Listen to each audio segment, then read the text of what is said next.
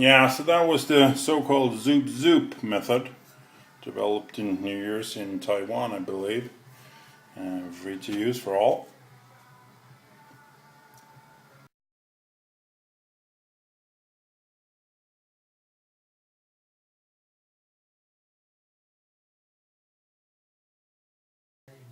This is a Swedish sandstone. This is probably at least 50 years old. Well, the stone is a couple of 100 million years old, but I think this one was bought the 50s or 60s and it was handed to me. You can see here how it looked like. And this one, these came really smooth, nice and square, but the old way of doing or using those stones was to mainly never lap them.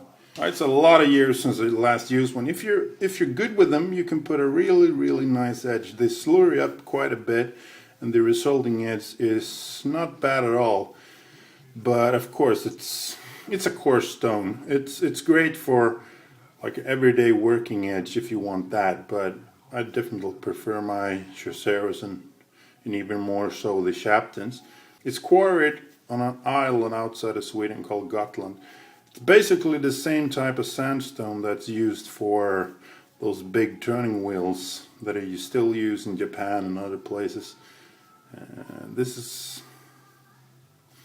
yeah, as you see, this one hasn't been lapped. I lapped it on one side and I got all hell for that because I wasted so much precious stone. Basically, you don't lap these, you just go and they dish. And you can use them with water or oil or a combination thereof, or probably the main thing to use in these is a good spit. Chosera.1K, probably familiar with that one. If you're not, it's an awesome stone. Yeah, and on a good day you can actually push cut newspaper straight off this stone if you have a good enough knife. But then the moon and the stars and everything really had to align.